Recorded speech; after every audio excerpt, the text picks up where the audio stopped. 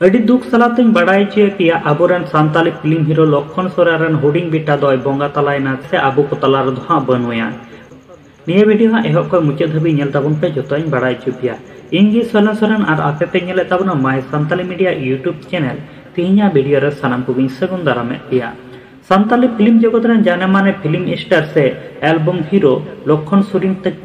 सोरेन तकरन हुडिंग बेटा दो बंगा तलायन से आबो को तला रे दो नितो बनुया कादिया धुड़ी धरती बगी कते नित दो बांग रुवाड़ो दिसम ते सेनेना नौकाना कथा सांताली फिल्म से एल्बम हीरो पंकज मुर्मू तकिन अकिना सोशल मीडिया हैंडल से पोस्ट किन ओलका गति को नौकाना कथा नुकिन पंकज मुर्मू तकिन अकिना सोशल मीडिया रे जहां किन पोस्ट का ओना को हा पढ़ाव कते आंजोमा पेया उनकिन चे किन मेन का आर ओना जहां किन पोस्ट का ओना दो निया साइड रे हा स्क्रीनशॉट हाई लगावे कना ओना हा नेल ताबन पे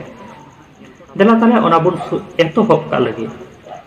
बहुत ही दुख के साथ बताना पड़ रहा है कि हमारा सांताली जगत के सिने स्टार लक्षण सोरेन के छोटो पुत्र हम सब के बीच नहीं रहे। अड़ी दुख सलाते बड़ाई चे पिया अबरन सांताली फिल्म जगत रेन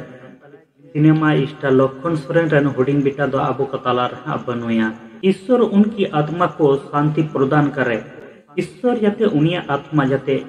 शांति एमायमा। इस दुख की बेला में पूरा सांताली इंडस्ट्री उनकी परिवार के साथ खड़ी है। निये दुख समय पूरा सांताली फिल्म इंडस्ट्री रेन होड़